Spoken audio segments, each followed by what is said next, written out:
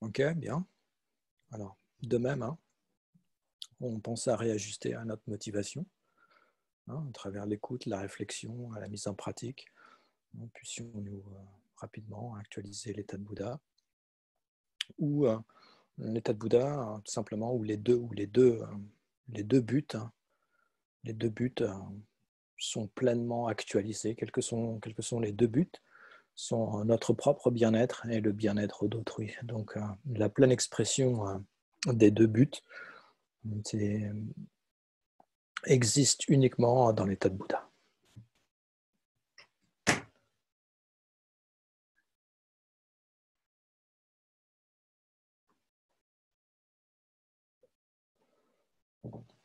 Alors, donc on en était à on a fini les deux premières natures, les deux premiers aspects profonds de la nature de la forme. Donc maintenant, on va voir la troisième nature profonde de la forme, qui prend son expression lorsqu'Avalokiteshvara expose. Il dit que la vacuité n'est pas autre que la forme, et la forme n'est pas autre que la vacuité. Donc ça présente la troisième nature profonde, la troisième profondeur de la forme, c'est dans ce contexte. Donc, cette troisième, qu'est-ce qu'implique cette troisième nature profonde de la forme? Tout simplement que c'est la profondeur, où réside cette profondeur? C'est la compréhension, ou le fait que les deux vérités sont une même entité. Voilà. Les deux vérités sont une même entité. La vérité conventionnelle et la vérité ultime sont une même entité. Donc, c'est encore, hein, exactement comme la deuxième profondeur, ça fait toujours partie de la nature conventionnelle subtile de la forme.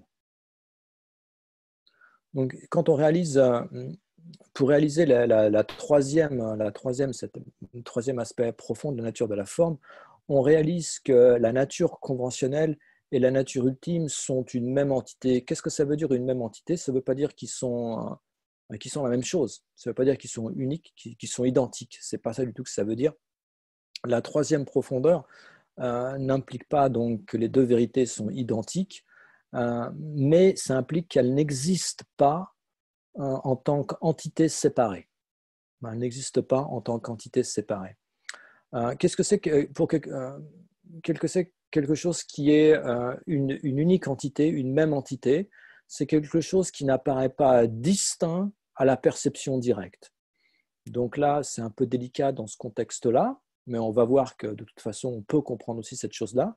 Mais on peut aussi comprendre quelque chose qui est d'une même entité, comme, tous les phénomènes qui sont simultanés, qui sont une unique substance, ou qui sont simultanés en termes de production, de maintien et de désintégration. Voilà, tout ce qui existe simultanément au moment de la production, du maintien, de la désintégration, bon, tout ça, c'est une même entité. Par exemple, si je prends une table, hein, la table qui est devant moi, par exemple, bon,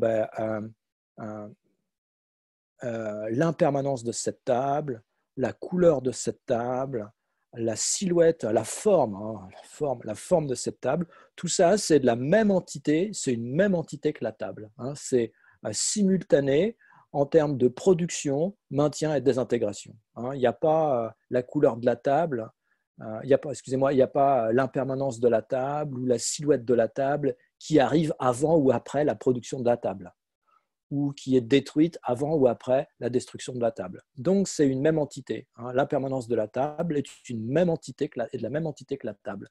Ce n'est pas la même chose. La table et l'impermanence de la table, ce n'est pas du tout la même chose. Hein. On ne peut pas écrire sur l'impermanence de la table.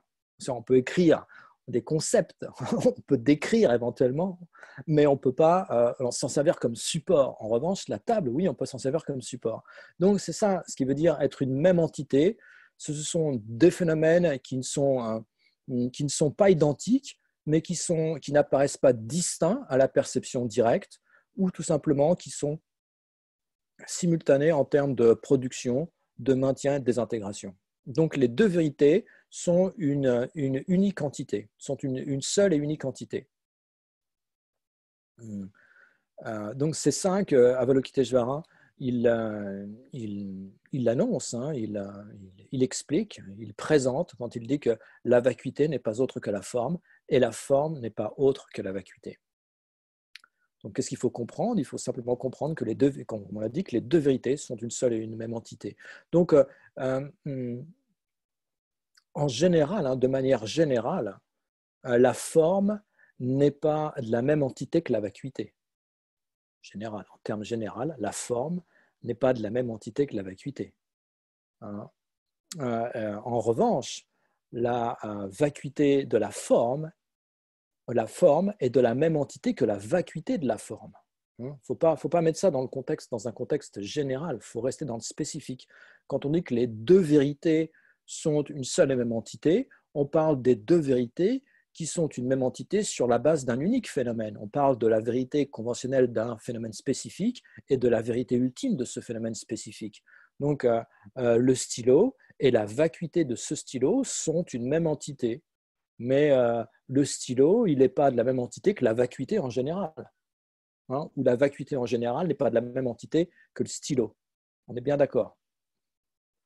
Pourquoi? Puisqu'on a bien établi que la vacuité qui est réalisée sur la base de ce stylo, c'est la vacuité du stylo dont on parle. C'est sa vérité ultime.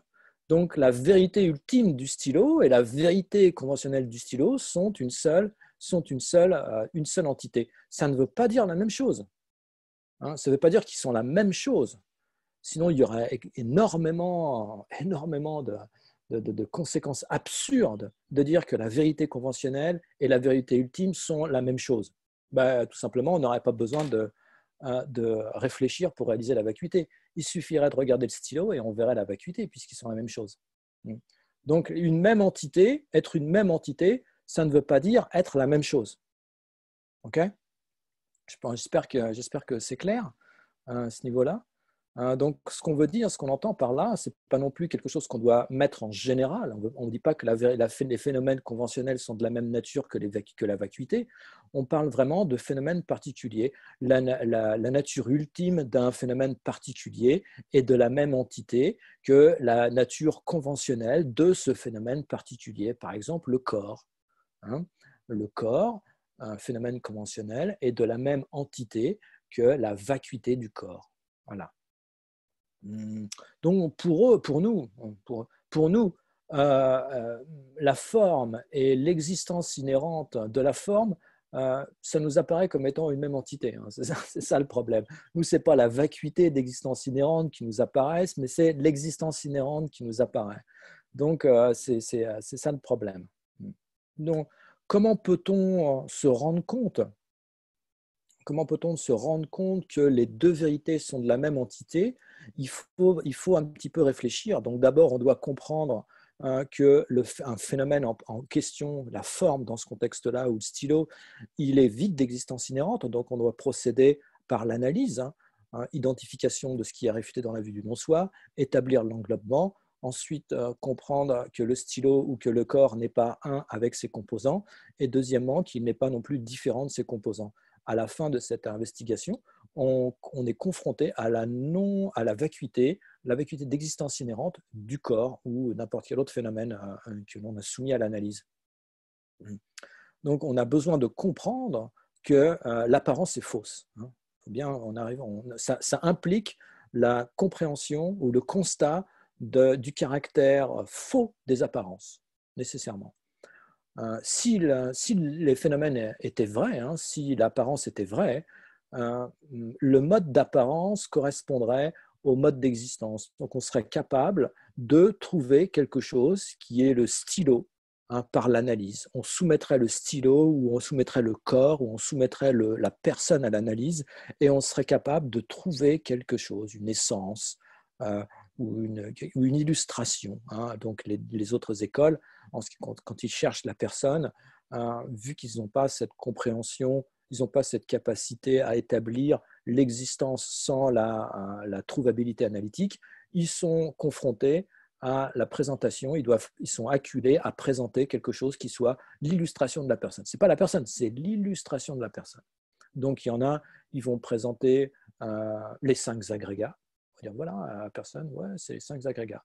Ça, c'est très grossier. Il y en a qui vont présenter la continuité des 5 agrégats. Il y en a qui vont présenter la conscience, la continuité de la conscience subtile, hein, la conscience mentale, excusez-moi, la conscience mentale. Ça va être l'illustration de la personne. Il y en a, au contraire, par exemple, les Chittamatra, ils vont dire c'est l'esprit base de tout. C'est là, c'est ça l'esprit base de tout. Ça, c'est la personne. Donc, toutes ces choses-là proviennent, toutes ces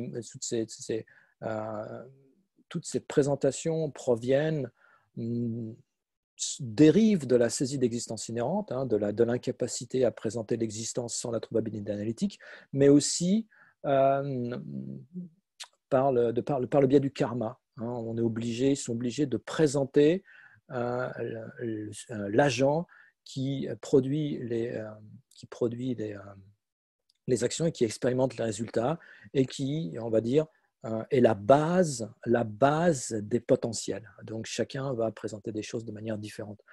Pour les prasangika, qu'est-ce que c'est que la personne? C'est le simple je.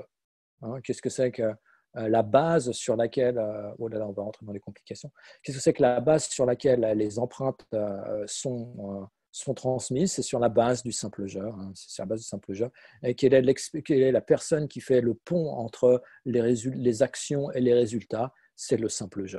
Le je qui est simplement imputé par l'esprit, par la pensée conceptuelle. Voilà. Donc, en comprenant que la forme est vide d'existence inhérente, on est conduit à comprendre que la vacuité d'existence inhérente est inséparable, est une caractéristique inséparable de la forme, puisqu'on va la comprendre, puisqu'on va réaliser la vacuité de la forme, sur la base de la forme même. On va donc comprendre que la vacuité de la forme est une caractéristique de la forme, exactement comme l'impermanence de la forme est une caractéristique de la forme, exactement comme exactement comme la couleur de la table est une caractéristique de la table, que la silhouette de la table est une caractéristique, que la forme de la table est une caractéristique de la table. Donc là, vu que la vacuité d'existence inhérente de la forme est réalisée sur la base de la forme, de cette manière, on comprend que c'est une caractéristique inséparable de la forme. Donc, de cette manière, on est conduit à comprendre qu'ils sont une même entité. Ils sont une même entité, c'est-à-dire qu'ils sont simultanés en termes de production, de maintien, de destruction. Donc, bien que la vacuité soit un phénomène permanent, bien que la vacuité soit un phénomène, qu'est-ce que ça veut dire phénomène permanent? Ça veut pas dire éternel, c'est pas ça que ça veut dire. Ça veut dire qu'il ne change pas d'instant en instant. Il n'est pas soumis à la momentanéité ou à l'impermanence subtile. Alors que tous les phénomènes qui sont produits, tous les phénomènes qui dépendent de causes et de conditions, sont des phénomènes impermanents. Donc, ils ne passent pas au-delà du simple instant. C'est-à-dire que dès du moment où ils sont produits, ils sont dans un perpétuel état de désintégration et de production. Donc, d'instant en instant, à un niveau subatomique, il y a cette transformation, cette momentanéité continue du phénomène, de l'impermanence du phénomène, de la mutation du phénomène. La vacuité n'est pas un phénomène permanent. N'est pas un phénomène impermanent, vu qu'il ne dépend pas de causes et de conditions. Ce n'est pas un produit. Ce n'est pas un produit, donc ce n'est pas un phénomène impermanent. Il ne dépend pas de causes et de conditions. C'est un phénomène qui dépend. C'est une production dépendante, mais il n'a pas ce niveau de production dépendante de causes et de conditions. Ça, c'est exclusif des phénomènes composés, des phénomènes impermanents. Et il n'y a pas de contradiction. Ce phénomène permanent peut coexister et d'une même entité avec le phénomène impermanent. Il n'y a pas de problème. Donc, il y a d'autres phénomènes impermanents aussi, hein. Excusez-moi, il y a d'autres phénomènes permanents. Par exemple, l'espace non composé, dont on a parlé tout à l'heure, hein, qui est l'absence de contact obstructif. On a un concept en tant que tel, hein, un sens généralité. Un sens généralité, c'est aussi quelque chose, c'est aussi un phénomène permanent. Il ne change pas d'instant en instant. Il n'est pas subi, il n'est pas soumis à l'impermanence, contrairement à la pensée elle-même, hein, qui est donc, vu que c'est l'esprit, c'est impermanent. Donc voilà. Donc, et bien, et comme ce que je voulais préciser, c'est que bien que la vacuité soit un phénomène permanent, la vacuité peut entrer ou sortir de l'existence d'un phénomène particulier. Par exemple, la tasse ou le stylo est produit, arrive à l'existence simultanément avec sa vacuité, et la vacuité de ce stylo cesse d'exister simultanément avec la cessation du stylo. Donc on appelle ça un phénomène permanent occasionnel. Phénomène permanent occasionnel. Qu'est-ce que ça veut dire? Ça veut dire qu'il y a le stylo, donc il y a la vacuité du stylo. Pas de problème. Si je casse le stylo, il n'y a plus de stylo, donc il n'y a plus la vacuité du stylo. On va avoir la vacuité des parties, mais ça c'est un autre phénomène. Les parties, c'est plus le stylo. Hein? Donc la vacuité, c'est un phénomène permanent, mais un permanent occasionnel. Si la base de la vacuité est détruite, hein, si le phénomène conventionnel est détruit, il n'y a plus de base pour la vacuité de ce phénomène. Bon, ça, c'est une petite subtilité. C'est tout simplement pour illustrer le fait que permanent ne veut pas dire quelque chose qui est éternel. En revanche, un phénomène impermanent peut être éternel. Par exemple, le continuum de l'esprit. À un niveau très subtil, hein, au niveau très très subtil, hein, l'esprit, il n'a pas de début et il n'a pas de fin. Il y a à la fin un esprit obscurci, mais cette même continuité, après, au niveau de la claire lumière, existe dans l'état de Bouddha. Donc il y a aussi une permanence de l'esprit, mais bien qu'il soit éternel. Voilà. Donc voilà, il faut bien comprendre, être éternel, être permanent, impermanent, quelles sont les implications, quel est le recouvrement de tout ça. Donc voilà, tout simplement ce que je voulais dire là, c'était que la vacuité d'existence inhérente du stylo et le stylo sont une seule, sont une entité. Une entité.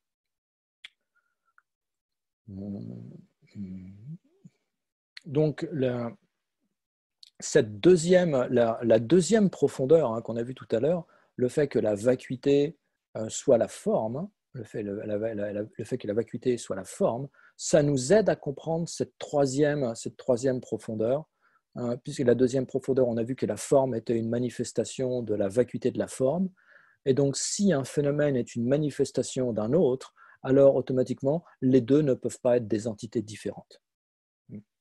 Exactement comme on a vu le louis, ou cette monnaie en or, hein, le louis est la manifestation de l'or qu'il compose. Hein, ils n'ont pas de nature différente, hein, ils ne sont pas d'une entité différente, hein, ils apparaissent directement à la perception directe et ils sont simultanés en termes de production et de désintégration. On peut parler aussi de la couleur bleue, hein, qui est une manifestation du ciel vide. Là aussi, ça n'apparaît pas différent à la perception directe. Donc la vacuité de la forme et l'absence d'existence inhérente de la forme. Et qu'est-ce que c'est qui manque d'existence inhérente? C'est la forme elle-même dans ce contexte-là. Hein, c'est la forme elle-même. Il n'y a pas d'une vacuité de la forme qui soit séparée de la forme. C'est ça la signification de la vacuité n'est pas autre que la forme n'est pas autre que la vacuité. Voilà. Il n'y a pas de forme qui soit séparée de la vacuité de la forme, et donc la forme et la vacuité de la forme sont une seule et unique entité, sont d'une même entité. On appelle ça être d'une même entité. Donc la première profondeur, on a vu, c'est la méthode, hein, pour réaliser la vacuité. Les autres profondeurs, la première, la deuxième, la troisième et la quatrième, sont des méthodes pour augmenter notre compréhension, pour augmenter cette réalisation, pour faire croître cette réalisation, pour enrichir cette réalisation, pour compléter cette réalisation. Bien qu'on traite des aspects conventionnels de la forme. Lorsque l'on gagne une compréhension des deux vérités, hein, lorsqu'on médite sur la vacuité conventionnelle, lorsqu'on médite sur la vacuité, les phénomènes conventionnels, ils vont en quelque sorte s'absorber, hein, quand on va les réfuter par le raisonnement, ils vont en quelque sorte se dissoudre, hein, s'être absorbés dans la vacuité, un peu comme un arc-en-ciel qui disparaît dans le ciel. Hein. C'est un peu de cette manière.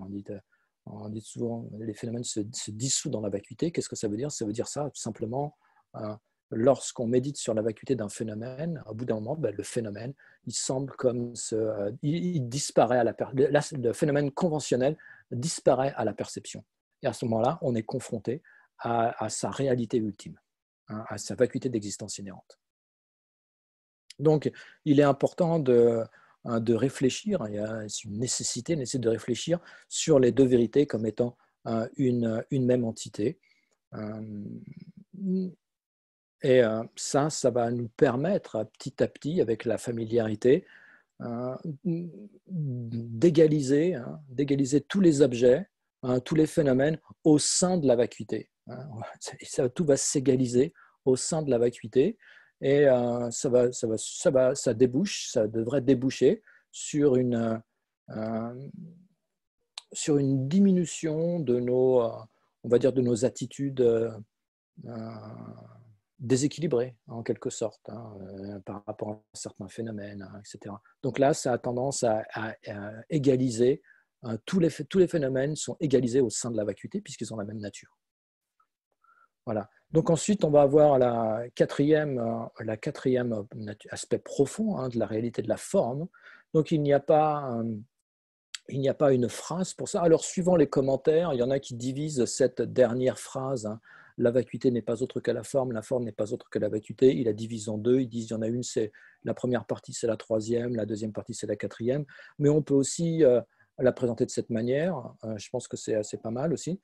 De dire tout simplement que la troisième profondeur est présentée par l'expression la vacuité n'est pas autre que la forme et la forme n'est pas autre que la vacuité, et d'extraire la quatrième profondeur comme étant implicite dans cette expression.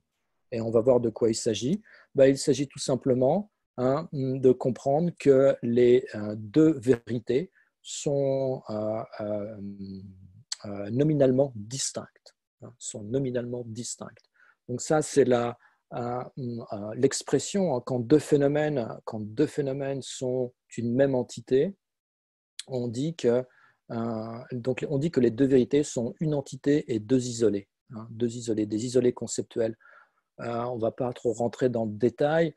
On va dire que ça, c'est la plus petite distinction qu'on peut faire entre deux phénomènes. Donc, parler d'isolés conceptuels. La plus petite distinction qu'on peut faire entre deux phénomènes. Tout simplement parce qu'un phénomène, il a deux noms, alors on peut dire qu'il a deux isolés. Et cette distinction peut être faite uniquement au niveau conceptuel. C'est-à-dire qu'on peut isoler, par exemple, si je prends la table, on sait que la table, elle est de la même entité que son impermanence, que sa couleur, hein, que sa forme, etc. Mais on peut dire que tout ça, on peut les isoler conceptuellement. Hein, on peut les isoler conceptuellement. C'est-à-dire qu'on peut penser à la couleur de la table en abstraction de son impermanence subtile, par exemple. Bien qu'il soit d'une même entité, hein, inséparable, on peut uniquement les séparer conceptuellement. On peut les isoler conceptuellement. Voilà. C'est ça que ça veut dire en fait être un isolé, être une entité et deux isolés. C'est la plus petite distinction. Par exemple, moi, si on prend ma personne, donc bien sûr, je suis un homme, un être humain, mais en plus, je suis un moine. Donc, on peut penser, voilà, donc c'est une entité, deux isolés. Hein. On peut penser à Olivier en tant qu'être humain, en tant qu'homme, mais aussi on peut penser à Olivier comme étant un moine bouddhiste. Voilà. Donc là, on a deux isolés et une entité. Donc, si on a deux noms, c'est pareil, on peut penser à deux isolés. Voilà, c'est la plus petite distinction qu'on peut faire entre deux phénomènes. Donc, les deux vérités sont une entité, une même entité, ça c'est la troisième profondeur, mais elles sont nominalement distinctes. nominalement distinctes, conceptuellement distinctes. Voilà. Donc, comprendre cette distinction entre les deux vérités, tout en acceptant qu'elles soient une même entité, donc comprendre cette distinction nominale, cette distinction conceptuelle nominale, tout en acceptant que les deux vérités soient une seule et unique entité, ça, c'est la compréhension de la quatrième profondeur, le quatrième point subtil de la forme. Il n'y a pas, comme je disais, il n'y a pas d'expression explicite dans cette présentation que j'ai choisi de prendre. Il n'y a pas d'explication explicite. C'est simplement impliqué, c'est suggéré par l'expression d'Avalokiteshvara quand il dit la vacuité n'est autre que la forme et la forme n'est autre que la vacuité. Donc explicitement, il présente la forme et la vacuité de la forme comme étant d'une même entité, et implicitement, on peut les distinguer. Comment on peut les distinguer? Nominalement, conceptuellement. Voilà. Pour réaliser donc cette quatrième profondeur de la forme, on a besoin de comprendre que la nature ultime, on a besoin de comprendre la nature ultime de la forme, et on a besoin de comprendre la nature conventionnelle de la forme, et être capable de distinguer les deux. De distinguer les deux. Donc la nature ultime de la forme, c'est la vacuité d'existence inhérente de la forme, et la nature conventionnelle de la forme, c'est tout simplement ce qui est appréhendé par notre perception conventionnelle.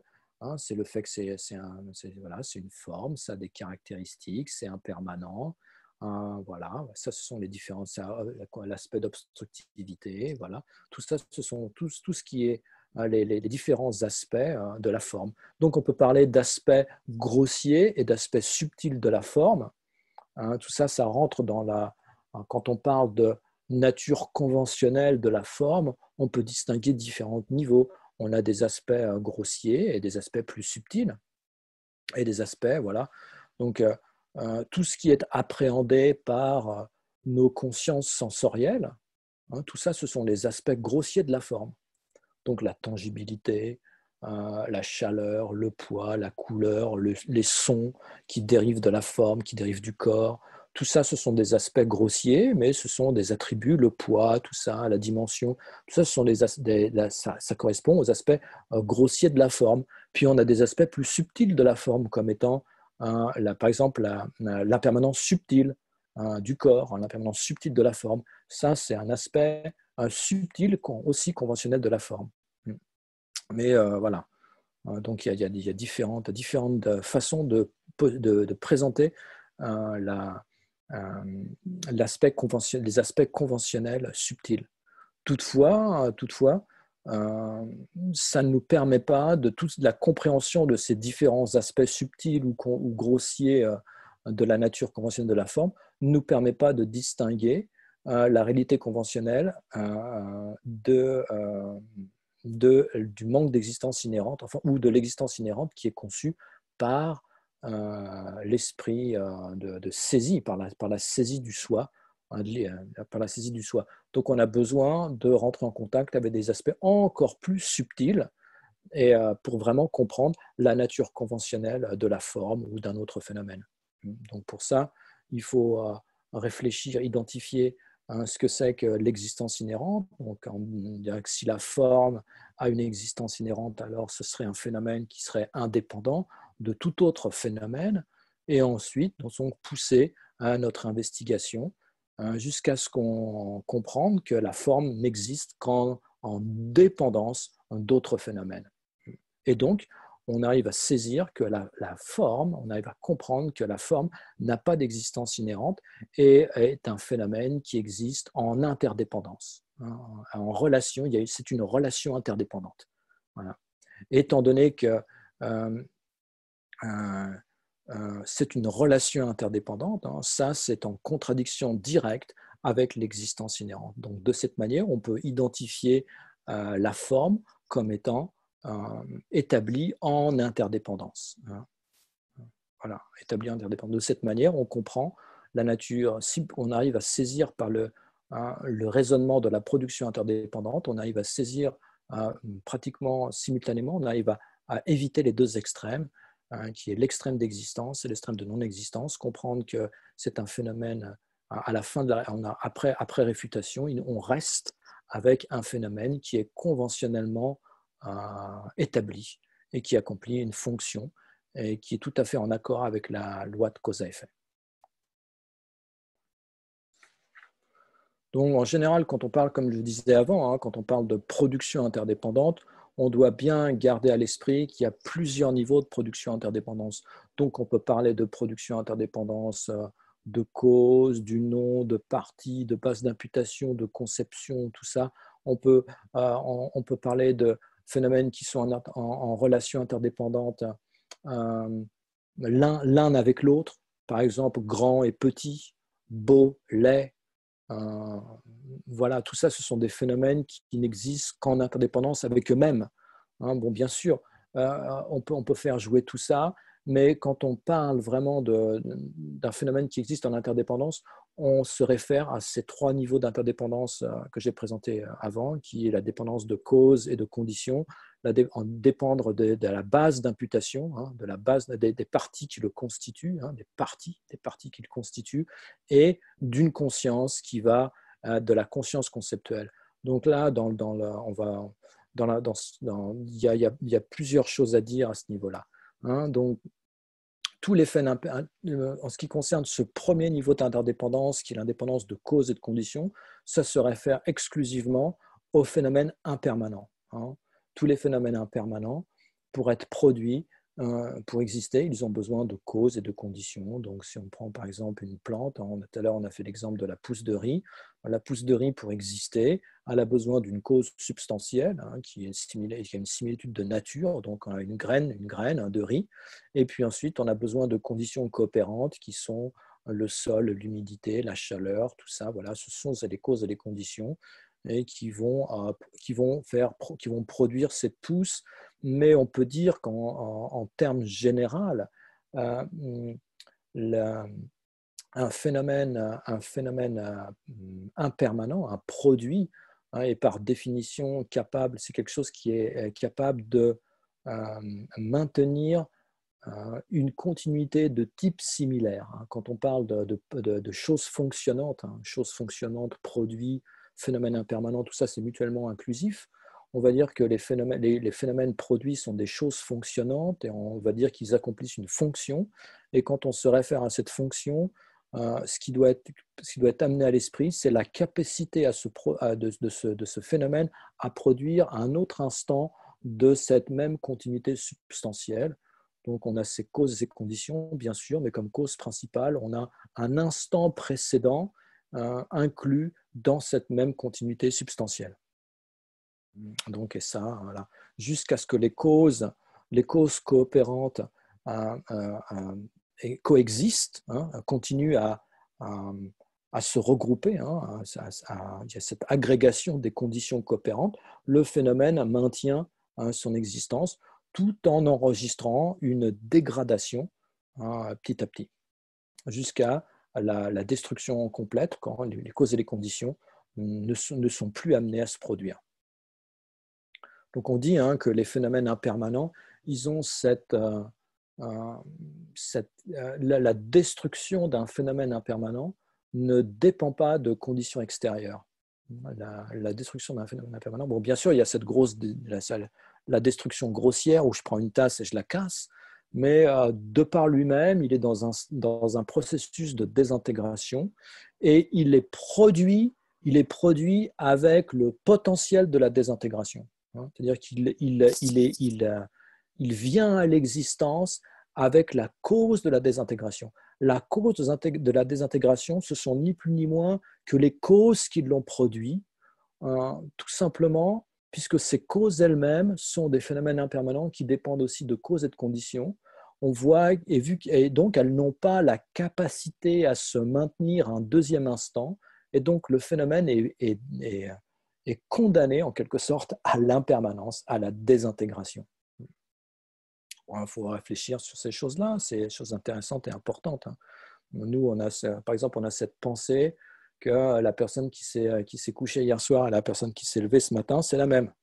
On l'a ça, ce concept. Alors ça, c'est la saisie de la permanence. On est dans l'extrême de permanence. Il n'y a pas un atome qui soit identique. Il n'y a simplement pas un atome. Il n'y a pas un instant de conscience qui est perduré. Il n'y a pas un atome qui soit resté. Il n'y a pas une particule qui soit restée identique. Tout est un flux continu. Hein, et depuis notre conception, hein, dans la matrice maternelle, depuis notre conception, on va tout simplement, on est plongé dans un processus de désintégration. Et la fin, donc, c'est dans la mort grossière et physique que l'on connaît. Donc, voilà, c'est l'impermanence. Exactement, hein, cette analogie, exactement on ne peut jamais mettre les pieds deux fois dans le même fleuve. C'est impossible quand on y réfléchit, puisque l'eau coule, hein, les grains de sable qui composent les berges, tout est sujet à la transformation ou au mouvement. Il est impossible de mettre les pieds deux fois dans le même fleuve. Hein. Donc tout étant dans un état transitoire, tout à un niveau vibratoire, on va dire, tout est en transformation. Mais la façon dont ça nous apparaît et la façon dont on va concevoir tout ça, hein, donc notre façon de nous relationner, hein, avec l'environnement, c'est comme si tout était stable. Tout est très stable. Hein. On fait des projets, hein, on fait des projets sur 10, 20, 30, hein, sur 30 ans et tout, alors qu'on est plongé dans l'impermanence. Hein. Donc ça, c'est vraiment la preuve qu'on n'a pas, bien que quand on y réfléchisse, on y arrive, oui, effectivement, c'est logique, tout est impermanent, voilà, on ne sait pas. Mais la façon, c'est ça le problème, hein, c'est l'écart qu'il y a entre la compréhension, quand on se met à réfléchir, et le niveau de la vie de tous les jours. Donc, il faut essayer de réduire cet écart et de faire en sorte que notre vie de tous les jours, elle soit davantage sous l'influence, hein, de cette compréhension, de cette sagesse, de cette compréhension qu'on dégage de la réflexion des enseignements. Et c'est ça, hein, qui produit une plus grande sérénité, qui produit un plus grand bien-être, qui produit, voilà, qui pacifie, hein, l'esprit. Hein. C'est ni plus ni moins, c'est n'est que ça. Il n'y a pas de recette miracle. Hein. C'est essayer le plus possible de rentrer sous l'influence de l'enseignement qui est l'antidote. Voilà. Ensuite, on a donc un second niveau de dépendance, qui est la dépendance des parties. Hein, des parties. Donc tous les phénomènes, ça s'applique à tous les phénomènes impermanents, mais aussi les phénomènes permanents. Les phénomènes permanents ont des parties. Hein, comme les phénomènes impermanents, par exemple, mon corps, un phénomène impermanent, il a des parties. Hein, ce sont les bras, les jambes, la tête, le thorax, le dos, l'abdomen, tout ça sont les parties du corps. Ou alors on peut aller à des niveaux plus subtils. Hein, on peut parler des organes, ou on peut parler des cellules. Donc on a des cellules musculaires, des cellules musculaires, des cellules, on va dire, comment ça s'appelle, les mots me manquent, je suis un peu grillé. Enfin bref, c'était différentes cellules, les cellules osseuses, voilà, qui constituent, et puis on peut encore descendre, on peut parler des atomes, tout ça. Donc tout ça, ce sont les parties du corps. Tout ça, les parties du corps. Donc un phénomène, il dépend de ses parties. Un phénomène impermanent dépend de ses parties. L'esprit, il a aussi des parties, hein, puisqu'on peut parler des 51 facteurs mentaux, on peut parler des 6 consciences. Des 6 consciences, ce sont des parties de l'esprit. Ou si on prend une conscience en particulier, on peut parler de la continuité, des différents instants, différents moments de conscience. Et même si on prend un moment de conscience, on peut parler, il a des parties, puisqu'un moment de conscience, il a un début et une fin, on va dire. Donc il n'y a rien qui n'ait pas de partie. Absolument rien qui n'ait pas de partie. Même un atome, il a des parties. À la limite, même les écoles philosophiques inférieures, ils vont postuler des parties indivisibles, des particules indivisibles. Par exemple, les Vaibhashika, hein, qu'on appelle les particularistes, hein, ben, eux, ils postulent des particules indivisibles. Pour eux, c'est ça la vérité ultime. Alors qu'en fait, ils ont même des parties directionnelles. On peut même voir des parties directionnelles. Donc, au minimum, on peut les diviser conceptuellement, on peut diviser en parties directionnelles. Enfin bref. Et les phénomènes permanents ont aussi des parties. Donc Si on prend l'espace, ben on peut parler de l'espace qui est devant, l'espace qui est derrière, hein, l'espace qui est à droite, à gauche, au-dessus, en dessous. On peut parler des directions cardinales, des directions intermédiaires, du zénith, du nadir. Donc tout ça, ce sont les parties de l'espace. Hein. On peut parler de l'espace, si on parle de l'espace de la maison, et puis l'espace des différentes chambres, ça ce sont les parties de l'espace. De la même manière, la vacuité a des parties. Hein, la vacuité, même si la vacuité est une, on peut parler de parties de la vacuité. On va dire que la vacuité, de la vacuité du stylo, la vacuité de la personne, la vacuité de la table, la vacuité de l'ordinateur, la vacuité de l'atome, la vacuité de la Terre, tout ça ce sont les parties de la vacuité. Donc, tous les phénomènes ont des parties. Les phénomènes impermanents et permanents ont des parties. Et puis, au niveau final, ils vont dépendre, c'est ça qu'il faut arriver à comprendre, de l'imputation. De l'imputation. Donc l'imputation, il y a plusieurs choses qui rentrent en ligne de compte à ce moment-là. Il y a le nom,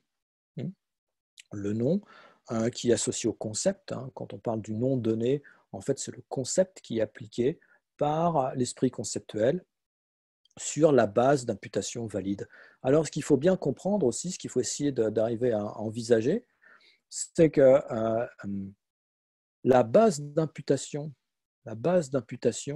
ce n'est pas quelque chose qui existe avant que l'imputation soit donnée. Il n'y a pas une base d'imputation là qui attend l'imputation.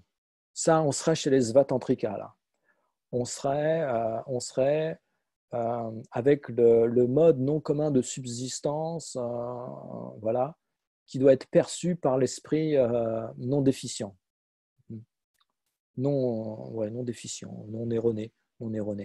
Donc, d'un point de vue prasangika, non, il n'y a pas cette chose-là. La base d'imputation et l'objet imputé, ils viennent à l'existence simultanément. Sinon, il y aura une existence de son propre côté. Il y aurait quelque chose qui attendrait d'être utilisé ou être reconnu ou être dénominé de cette manière. Mais ce n'est pas le cas. La base d'imputation et imputation, ça arrive en même temps. C'est simultané. La base devient base d'imputation au moment où on applique l'imputation. Sinon, on est dans une existence objective. Donc ça, il faut arriver à envelopper son esprit autour de cette notion et comprendre pourquoi c'est comme ça. On peut illustrer ça de cette manière. Imaginez que je me construis une maison. Je décide de me construire une maison. Et puis, il n'y a rien. Il y a juste des pièces vides. Il n'y a pas de plomberie, pas d'électricité, pas de meubles, rien. C'est encore, il n'y a même pas de toit, rien. Et puis, voilà. Alors, je fais visiter la maison. C'est juste des parois. Et puis là, je dis, voilà, là, c'est la cuisine. Là, c'est la chambre. Là, c'est le salon, etc., etc. Bien qu'il n'y a absolument rien qui va distinguer l'une de l'autre ces différentes pièces. Mais, et par contre, si après on change de pièce et puis je dis à mon ami, allez, on se retrouve dans la cuisine, bon ben hop, ça y est, il va aller se déplacer, il va aller dans la cuisine alors qu'il n'y a absolument rien de son côté qui fait que ce soit une cuisine. Donc on voit bien là, c'est pour illustrer que la base d'imputation et l'imputation sont attribuées simultanément, viennent à l'existence simultanément. Donc il faut réfléchir, on réfléchit un peu à ça aussi. C'est bien, ça explique bien le fait qu'il n'y a absolument rien du côté de l'objet qui fait que de par lui-même, de son propre côté, ce soit une base d'imputation pour ça et ça, ou pour telle chose ou telle chose. Par exemple, dans le cas de cette maison où on a simplement des parois, les murs nus, les parpaings avec les différentes divisions, il n'y a pas de plomberie, il n'y a absolument rien, seulement on se dit, bon, allez, maintenant, allez, on se retrouve dans la cuisine, et ben mon ami va tout simplement aller dans la cuisine que je lui ai indiqué avant comme étant la cuisine. Voilà. Ça devient une base valide. Au moment de l'imputation, ça devient la base valide pour la cuisine parce que dans ce contexte-là, ça pourra fonctionner, même disons que à un certain niveau, conventionnellement, ça fonctionne comme cuisine puisqu'on est d'accord pour l'appeler de cette manière. Enfin, c'est une analogie, il ne faut pas trop pousser. Donc voilà, donc il y a la base d'imputation cette base d'imputation. Donc ça ne veut pas dire non plus qu'on peut imputer n'importe quoi comme n'importe quoi. Ça, je ne peux pas dire que c'est une montre, parce que ça n'accomplira jamais la fonction d'une montre. Il faut bien comprendre que la base d'imputation doit être capable d'accomplir la fonction, la fonction qui, ouais, la fonction du nom, la fonction qui est véhiculée par le concept. Et là, la fonction aussi, c'est pas quelque chose qui existe avant la base d'imputation. Il faut bien comprendre que le nom, l'existence du phénomène avec sa fonction, ça devient une base d'imputation pour ce phénomène particulier. Et la base d'imputation, tout ça, vient à l'existence simultanément. Voilà.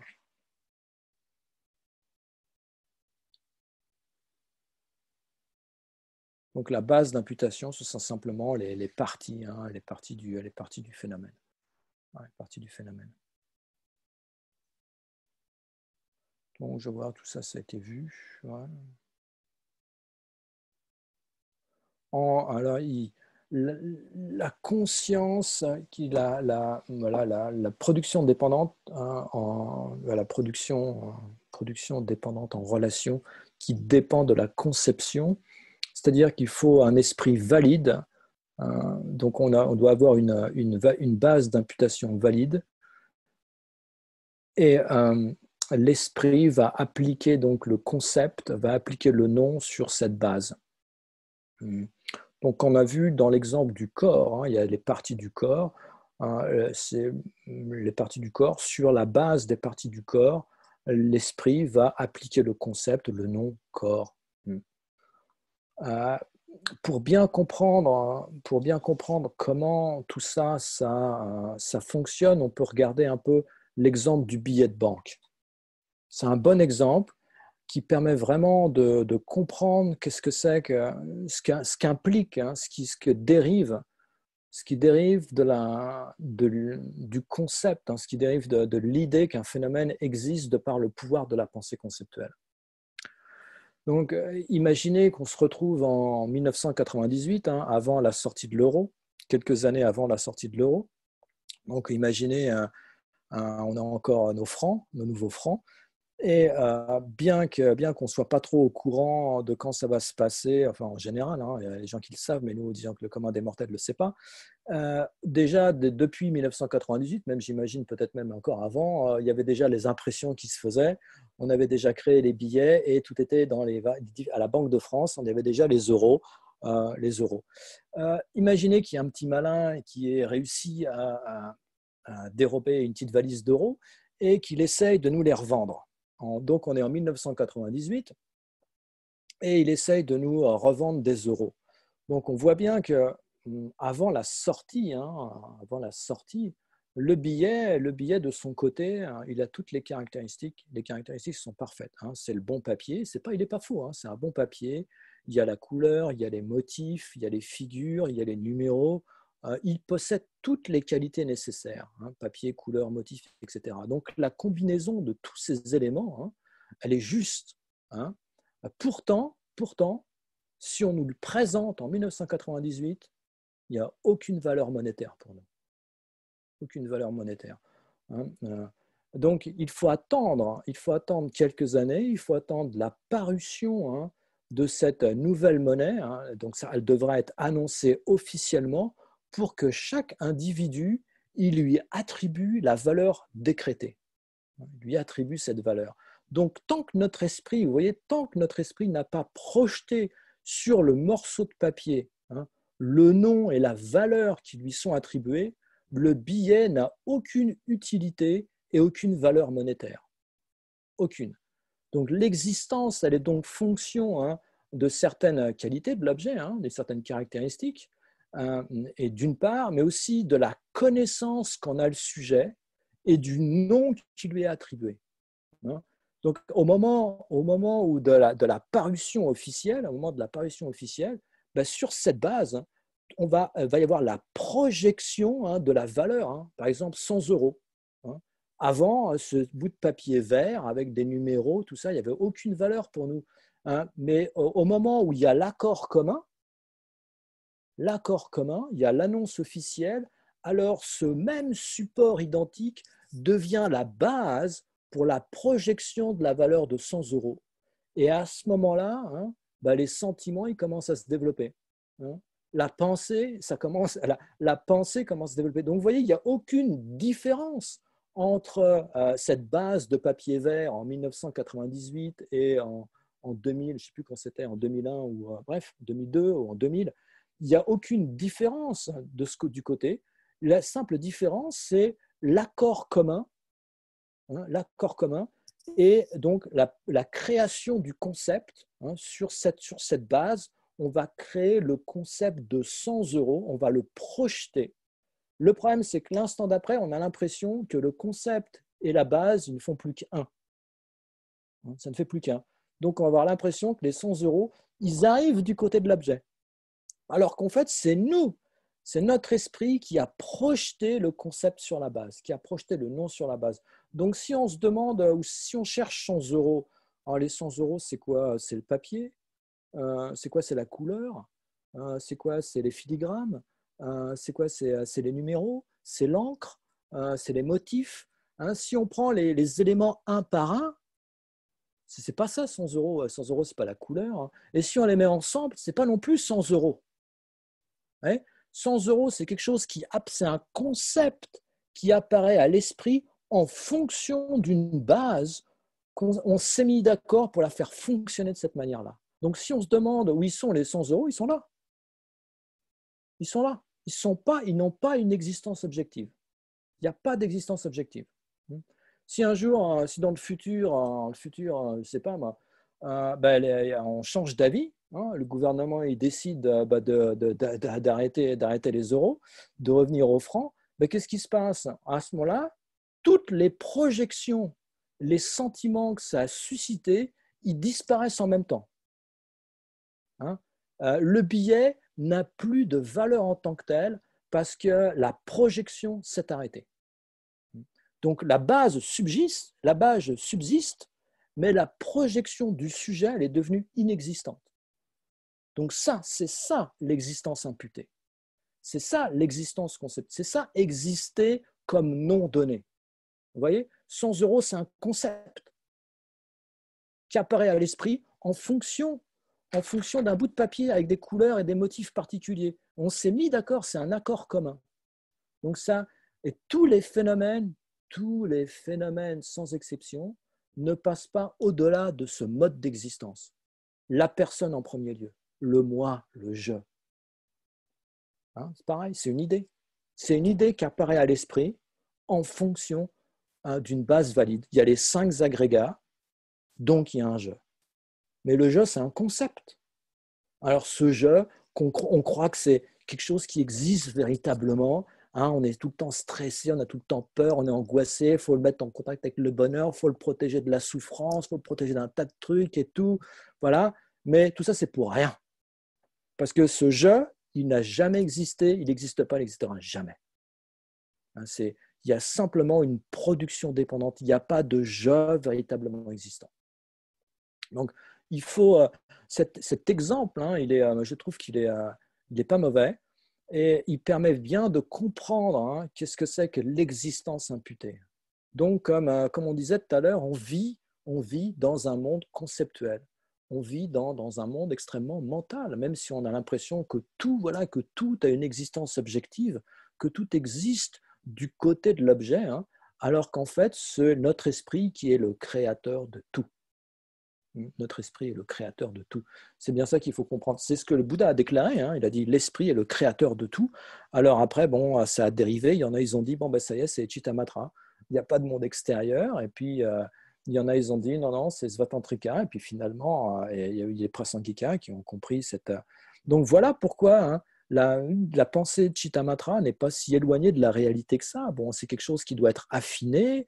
Et puis, bien sûr, conventionnellement, hein, l'erreur, c'est de réfuter l'existence conventionnelle des phénomènes extérieurs. Pourquoi? Parce que les phénomènes extérieurs sont, on peut dire, les phénomènes extérieurs, ils sont postulés par le monde, Et le prasangika, il ne discutera jamais avec ce qui est établi conventionnellement pour le monde. Ce serait complètement, c'est impossible d'aller réfuter conventionnellement l'existence des phénomènes extérieurs.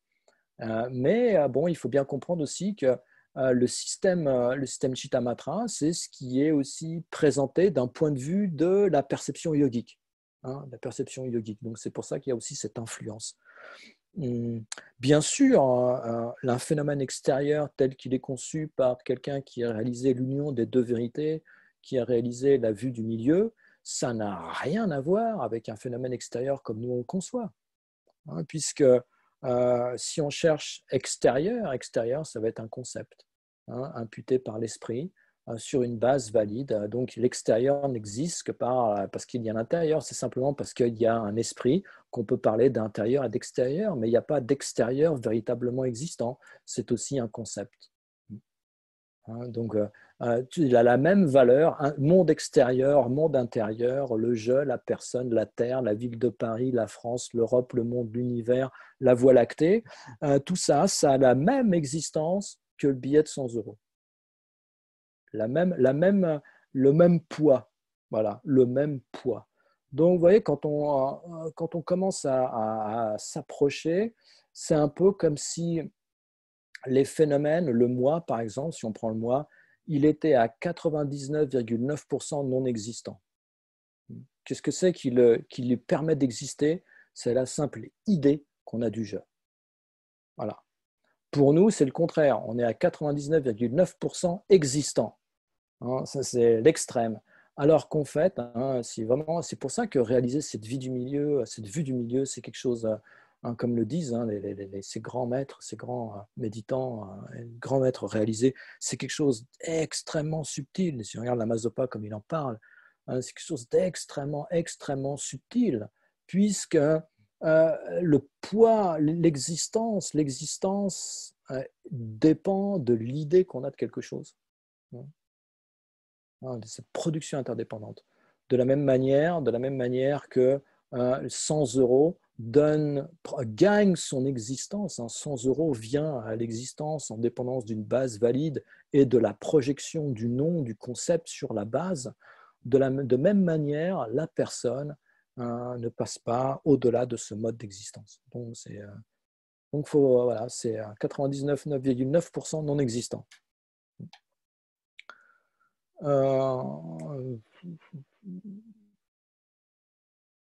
Voilà. Donc, quand on réalise la première profondeur, sans réaliser les autres, les deux vérités nous apparaissent comme étant contradictoires. Ces deux vérités nous apparaissent comme contradictoires. De cette manière, quand on va commencer à contempler la nature conventionnelle des phénomènes, ça va être difficile d'accepter que le phénomène est vide d'existence inhérente.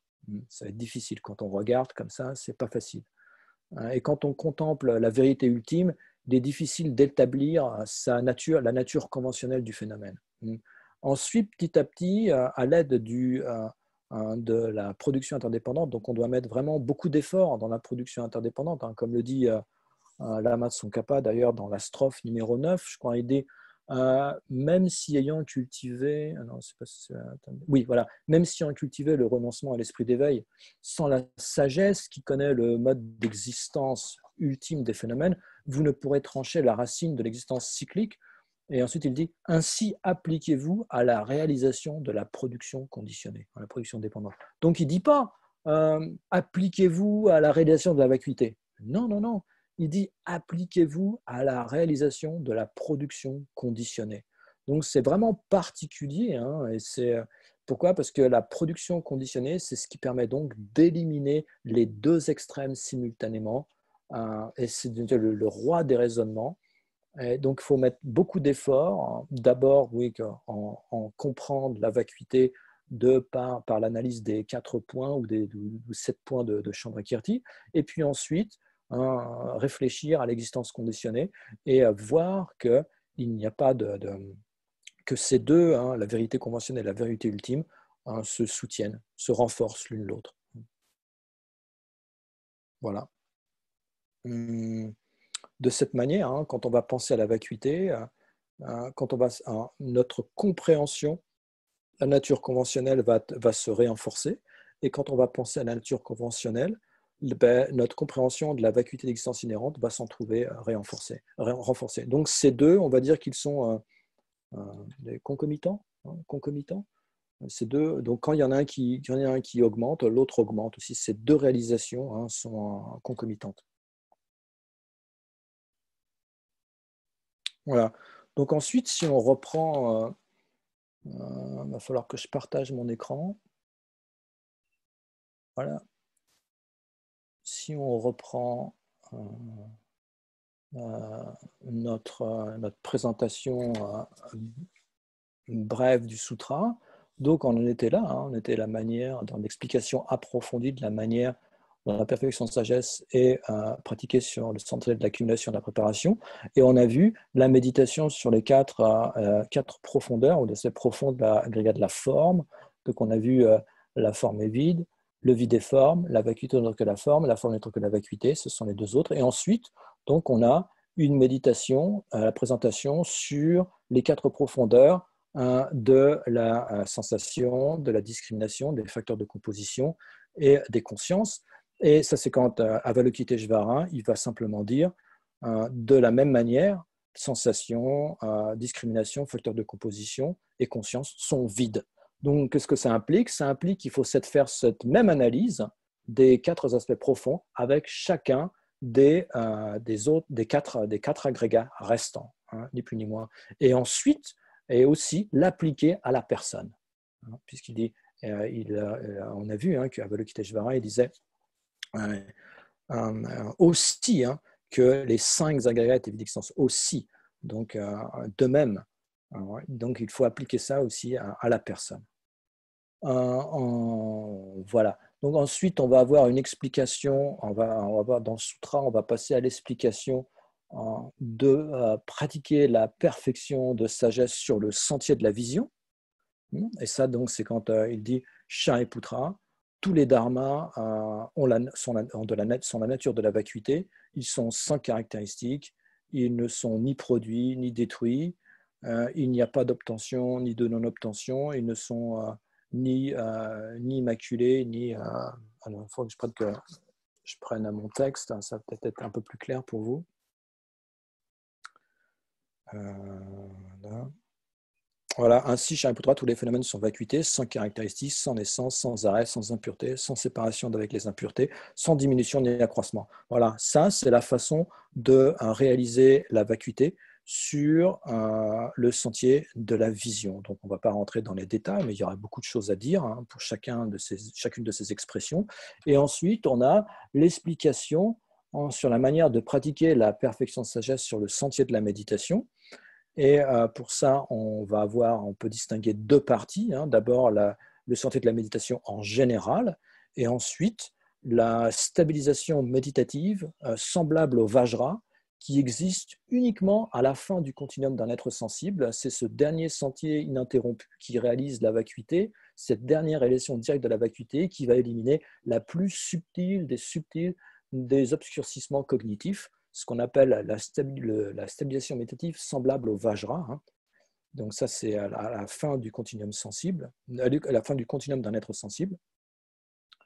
Et donc, en ce qui concerne le sentier de la méditation, on va distinguer 7 divisions, puisqu'on va voir la non-apparence des 5 agrégats, la non-apparence des 12 sources, la non-apparence des 18 constituants, la non-apparence des 12 liens d'interdépendance, la non-apparence des 4 vérités, la non-apparence de l'essence du sentier qui amène les réalisations et la non-apparence du résultat des réalisations qui sont obtenues. Donc, en ce qui concerne les 5 agrégats, il dit alors, attends, je vais reprendre mon texte.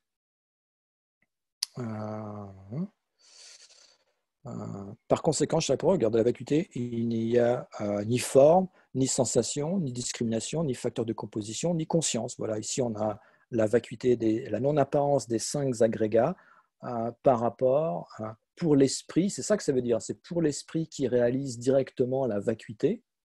Il n'y a pas l'apparence des 5 agrégats, puisque les 5 agrégats sont des phénomènes conventionnellement existants.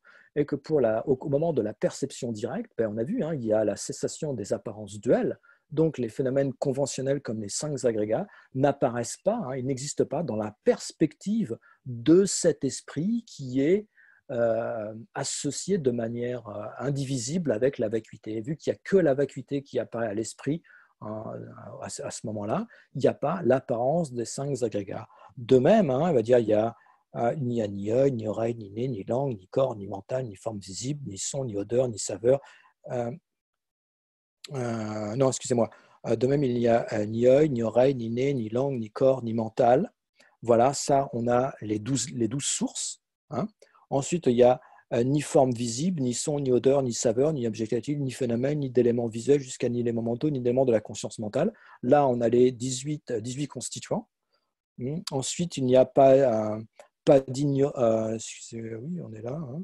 Il n'y a pas d'ignorance, pas d'extinction de l'ignorance, jusqu'à pas de vieillissement et de mort, l'extinction de vieillissement et de la mort. Et là, on a les 12 liens, qui sont la non-apparence des 12 liens dans la perspective. C'est ça, on ne dit pas qu'il y a pas, ça n'existe pas, c'est pas ça qu'on dit.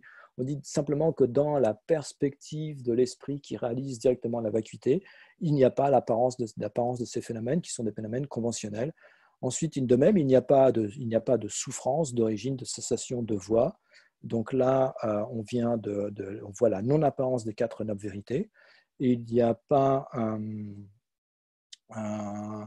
pas de sagesse exaltée. Voilà, donc ça c'est la non-apparence du sentier qui amène à la réalisation, et il n'y a pas non plus d'obtention, voilà, d'obtention ou de non-obtention. J'ai peut-être fait un amalgame là. Voilà, c'est bien ça. Il n'y a pas de ni obtention ni non-obtention. Là, ça se rapporte avec le résultat, les fruits. Et ensuite, on a l'expression de la manière de pratiquer sur la stabilisation méditative semblable au Vajra. Donc, c'est cette dernière perception directe de la vacuité à la fin du continuum d'un être sensible, puisque l'instant d'après, c'est l'état de Bouddha. Et pour là, il est dit, de ce fait, Shariputra, puisqu'il n'y a pas d'obtention, les bodhisattvas prennent appui et résident dans la perfection de sagesse. Voilà, ça c'est la stabilisation méditative similaire au Vajra. Et ensuite, on a le sentier au-delà de l'apprentissage. Donc ça, c'est cette dernière, la manière d'atteindre le sentier au-delà de l'étude, au-delà de l'apprentissage, au-delà de l'étude. L'esprit sans crainte et sans voile. Passant au-delà de l'erreur, il parachève l'au-delà des peines. Voilà, ça c'est le sentier au-delà de l'apprentissage. Ensuite, on peut introduire une division supplémentaire. Ici, on peut voir l'exposition de l'unique sentier. C'est un sentier unique que tous doivent pratiquer, puisqu'on dit, il y a cette expression, tous les Bouddhas qui résident dans les trois temps ont réalisé, réalisent et réaliseront le plein éveil parfait, incomparable, en prenant appui sur la perfection de sagesse. Donc, vous voyez, quand il est expliqué qu'il n'y a pas de cessation, tout ce qu'on a vu, il n'y a pas ni œil, ni oreille, ni nez, ni langue, il n'y a pas d'apparence des quatre vérités, il n'y a pas d'apparence des 12 liens, etc. Donc ça, qu'est-ce que ça veut dire? Ça veut dire que au niveau ultime, pour l'esprit qui réalise la vacuité, il n'y a pas l'apparence de ces phénomènes conventionnels, mais ça enseigne aussi implicitement leur existence au niveau conventionnel et la nécessité de comprendre les 12 liens, de comprendre les quatre nobles vérités. Donc là, à ce moment-là, l'enseignement pourrait vraiment s'ouvrir de plus en plus. Et ensuite, on va avoir... donc là, on finit la présentation, on vient juste de finir la présentation pour les êtres de facultés inférieures, une intelligence un petit peu moindre. Et donc, on va voir maintenant la réponse pour ceux de facultés extrêmement aiguës. Et pour ça, on a deux parties. On a le montrer la grandeur du mantra et l'expression du mantra. Donc, voilà. En conséquence, voilà, ça commence comme ça. Donc, en conséquence, Hein. Le mantra de la perfection de sagesse, c'est le mantra de la grande connaissance, le mantra insurpassable, le mantra égalant l'inégalable, le mantra apaisant toute souffrance. N'étant pas trompeur, il doit être connu comme véridique. Hein, tel est le mantra. Voilà. Donc ça, c'est le sentier qui est présenté pour les êtres de facultés supérieures. Et l'expression du mantra, voilà, c'est Gate Gate Para Samgate Bodhisattva, ou il y a le Tayata des fois. Donc ça, c'est si quelqu'un est de faculté extrêmement aiguë, il va être capable d'extraire du mantra la pratique de la perfection de sagesse sur le sentier de l'accumulation, de la préparation, de la vision, de la méditation et l'au-delà de l'apprentissage. Hein. On a gâté, par la samgate bodhisattva. Donc voilà, ça, on a un gâté pour l'accumulation, un gâté pour la préparation, paragaté, c'est la vision, parasamgate, c'est la méditation, et bodhisattva, c'est le sentier au-delà de l'apprentissage. Et cette personne va être capable d'extraire ce qu'on a dit même davantage, simplement par l'expression du mantra. Et ensuite, donc, on va voir, voilà, on vient de faire la réponse pour les êtres de faculté supérieure, on va voir l'exhortation à la pratique, hein, ou l'exhortation à la pratique, où on peut dire que c'est aussi le résumé hein, des instructions. C'est ainsi, Shariputra, que le Bodhisattva Mahasattva devrait s'exercer dans la profonde perfection de sagesse. Voilà, donc on vient de finir cette section, l'explication du sutra. Maintenant, on arrive à la conclusion. Ah non, excusez-moi. On a l'approbation du Bouddha. C'était la réponse d'Avalokiteshvara. On vient de finir la réponse d'Avalokiteshvara. Maintenant, on a l'approbation du Bouddha. Donc ça c'est quand alors le Bhagavan sortit de sa concentration et dit au Bodhisattva Mahasattva Kiteshvara, excellent, excellent, fils du lignage, c'est ainsi, la profonde perfection de sagesse doit être pratique comme tu l'as enseigné, et les Tathagatas se réjouiront. Donc voilà, le Bouddha confirme. Et ensuite on a l'entourage, l'entourage qui se réjouit et devient le détenteur de l'enseignement ou porte l'enseignement à cœur, en son cœur.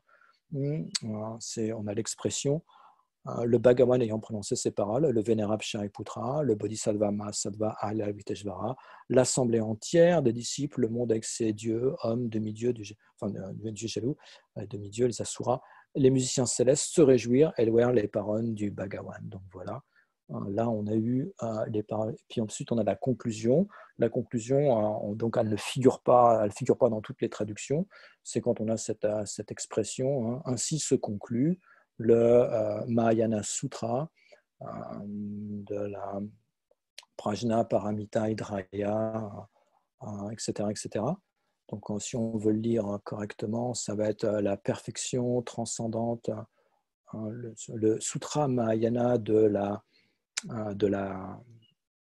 Bhagavati, de la Sainte Mère, de la Bhagavati, le cœur de la perfection transcendante de sagesse. Voilà, donc ça, c'était cette phrase qui conclut le sutra. Donc voilà, c'était assez rapide. J'espère que ça a pu vous aider. Je ne sais pas si, pour moi, il y a toujours un bénéfice à faire ces choses-là, énorme, puisque ça me permet de réfléchir à haute voix, de ouvrir mes livres, prendre des notes, clarifier certaines choses, trouver des exemples éventuellement. Donc pour moi, il y a toujours un bénéfice. J'espère que pour vous, ça en était de même. Bon, ça, c'est voilà. Moi, j'ai essayé. Après, si ça a marché, tant mieux. Si ça n'a pas marché, c'est pas grave. On essaiera de faire mieux la prochaine fois. Est-ce qu'il y a des questions éventuellement? Un très grand bénéfice pour moi, personnellement. Donc, merci beaucoup pour cette intervention. De rien. Donc, j'espère, oui, que ça a pu clarifier quelque chose. Aussi, ce qu'a rapport, donc, la signification des deux vérités, j'espère que ça aura clarifié quelque chose. Et maintenant, quand vous lisez le Sutra du cœur, voilà, vous pourrez vous arrêter sur les 4 profondeurs et réfléchir à ces choses-là.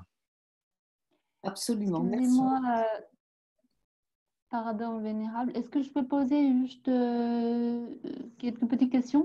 Bien sûr.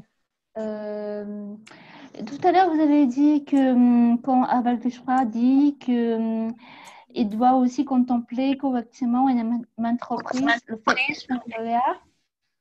que eux aussi sont vides de nature propre. Donc ici aussi Oui. se réfère à la méditation du non-soi de personne. Oui, ouais, ouais. D'accord. Qui Mais vous vient avez dit avant, aussi. qui vient avant. Voilà. Donc Dans vous l'ordre, avez dit dans l'ordre aussi. du développement de la Oui, sagesse, la contemplation du non-soi de la personne vient avant, et donc elle est illustrée oui. ici, elle est implicite par ce aussi, que les 5 agrégats sont vides de nature propre. Voilà, ouais, ouais, très bien. Mais les Sangaria, comment on dit, comprend tous les phénomènes. Vous avez dit tous les phénomènes Impermanent. rentrent aussi dans le impermanent, Ah oui, pas oui. les. Pas les Ok, phénomènes permanents. Et d'accord. dans ce contexte-là, les 5 agrégats se réfèrent aux constituants de la personne. Par exemple, Dans ce contexte-là, ouais, voilà, la table, ça rentre dans l'agrégat de la forme. Hein. oui, La table, l'ordinateur, tous ce phénomènes-là, ils rentrent dans l'agrégat de la forme. Mais ça ne nous intéresse pas. Hein. Il n'y a pas un grand bénéfice à réaliser la vacuité de la table. Pour nos perturbations mentales, ça ne va pas faire grand-chose. Donc, dans ce contexte-là, quand on parle de réaliser la vacuité des phénomènes, hein, donc ça se réfère aux 5 agrégats et ça se réfère aux constituants de la personne. ici, dans ce contexte de Sutra du cœur, dans ce paragraphe-là, on parle uniquement de non-soi de personne. Non, on parle de la vacuité des 5 agrégats qui sont le non-soi des phénomènes, mais qui sont les constituants de la personne.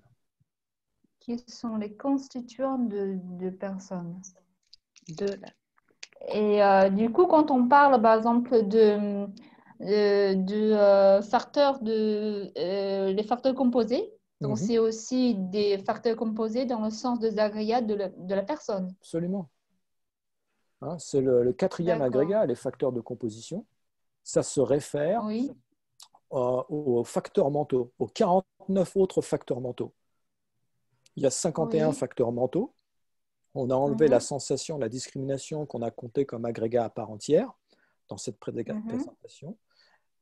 Et donc, il reste 49 facteurs mentaux. Ça constitue les agrégats des compositions, des facteurs de composition. Mais aussi, on doit aussi inclure dans les facteurs de composition les facteurs composés non associés. Les facteurs composés non associés, ce sont les éléments qui sont inclus dans le continuum de la personne, qui sont aussi des constituants donc, de la personne, mais qui sont qui n'appartiennent, ils ne sont ni atomiquement établis, donc ils ne sont pas matière et ils ne sont pas esprit. Donc, normal, Mhm. techniquement, ils doivent aussi rentrer dans cette distinction, dans cette catégorie. D'accord. Parce que parfois, quand on lit le Sangharia de la personne, on parle de volition.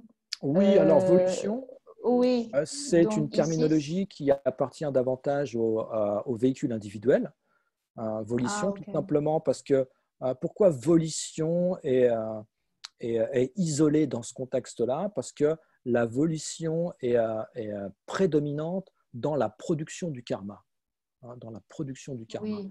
Mais en fait, c'est au sens général, hein, c'est les facteurs de composition. D'accord. Donc, c'est un facteur de composition, mais ce n'est pas synonyme, je veux dire. Non, non, non, non, non. C'est Ouais, le ok. facteur mental de l'intention. Hein, nous, on appelle ça D'accord. dans notre traduction, la volition, ça va être l'intention. L'intention, c'est un facteur Ok. mental omniprésent, mais c'est un des 49 autres. Ok.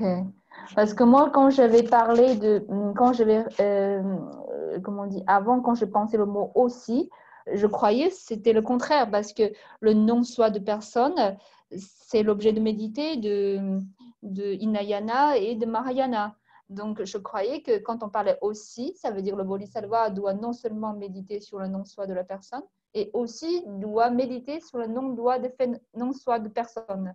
De phénomène, pardon. C'est Donc, c'est pour exactement ça ça. que Non, non, c'est donc, exactement ça. c'est pour ça que je croyais que cet paragraphe-là, on parle de non-soi de phénomène quand il parle de aussi. Non, non, non. Aussi, Vous voyez c'est ce le que je veux non-soi dire? de la Ouais, personne. C'est le non-soi de la ouais. personne. Aussi, ça se réfère à la personne. Et puis, après, on a les 5 agrégats qui sont le non-soi des Ok, phénomènes. Bon, c'est juste, c'est ok, juste.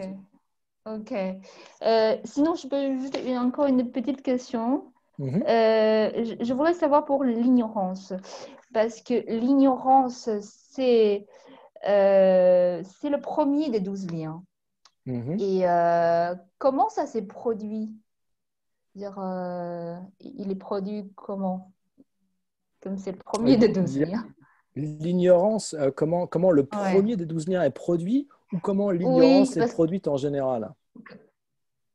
bah, les deux. C'est-à-dire les deux autres liens, parce que ça s'ensuit. Mais le premier, Alors, ignorance, comment ça s'est de manière produit? générale, il faut faire une distinction entre l'ignorance et l'ignorance qui est le premier lien. D'accord. Il faut faire une distinction. Donc, si c'est le premier lien, c'est une ignorance, mais si c'est l'ignorance, ce n'est pas nécessairement le premier lien. Mhm. Puisque le bodhisattva qui réalise directement la vacuité, il a encore l'ignorance dans son continuum mental, puisqu'elle Mhm. sera complètement éliminée à l'obtention de la 8e terre, mais il n'a plus le premier lien. D'accord. Voilà. Maintenant, en ce qui concerne depuis quand l'ignorance, c'est simplement, elle a toujours l'ignorance, c'est cet obscurcissement afflictif a toujours été associé, on va dire, toujours été associé à l'esprit, bien qu'il ne pénètre pas sa nature. Donc, il n'y a pas un début à l'ignorance. Il n'y a pas de début, l'ignorance. Mais il y a Non, une fin. mais il y a une Il n'y a fin. pas de fin non plus? Oui, Si, il y a il y une a une fin, fin. absolument, il y a une fin. Oui. Heureusement. Il y a une Oui. fin. C'est exactement pour ça qu'on est là. Sinon, Ouais. moi, je ne serais pas là non plus. Mais non, non, il y a une fin à l'ignorance, absolument. Mais c'est pas inné. Ce n'est pas inné. Je veux dire, s'il n'y a pas de début, mais comment je peux comprendre que ce n'est pas inné parce que notre nature est le Bouddha. Et on a la Euh, nature le Bouddha. on- C'est pas ouais. inné. Je veux dire, comment ça peut être possible qu'il n'y a pas de début? En même temps, il n'est pas inné. Alors, l'ignorance est innée. Innée, ça veut Oui. dire que Ah, quand on va il est distinguer inné, hein. l'ignorance, on va distinguer deux types d'ignorance. On va distinguer une ignorance innée et une ignorance intellectuellement acquise. L'ignorance Mhm. intellectuellement acquise, c'est celle qu'on acquiert, par exemple, dans cette existence, en adhérant à des systèmes philosophiques ou religieux erronés, ou Mhm. après analyse, on va dire, bah, finalement, si il y a un moi qui est permanent, indépendant ou sans parti, ou ce genre de choses, où il y a une existence inhérente. Donc à ce moment-là, on acquiert un niveau intellectuellement, voilà, c'est un niveau intellectuellement acquis. Mais Mhm. ça, c'est pas la racine de l'existence cyclique. La racine de l'existence cyclique, c'est l'ignorance innée, c'est cette conception, cette réification, cette saisie du soi, cette saisie du moi, de la personne et des phénomènes qui existent dans notre continuum mental depuis des temps sans commencement, tout en ne pénétrant pas la nature de l'esprit. C'est un événement adventice. C'est un peu comme un nuage qui obscurcit le ciel, mais qui ne pénètre pas la nature du ciel. Le nuage dépend de causes et de conditions. Il peut être éliminé. De la même manière, cette ignorance, elle peut être éliminée et ne plus voiler la nature ultime de l'esprit.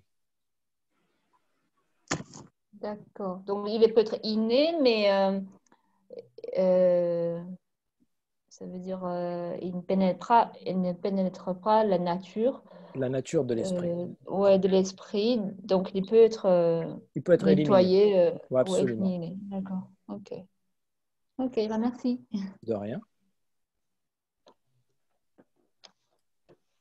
Et moi, je voulais juste savoir pourquoi les deux facteurs mentaux de la sensation et de l'identification ont été séparés des autres. Voilà. Pourquoi on a fait Ça, des agrégats à part entière? ouais, ouais. Ça, c'est une présentation pédagogique de la part du Bouddha.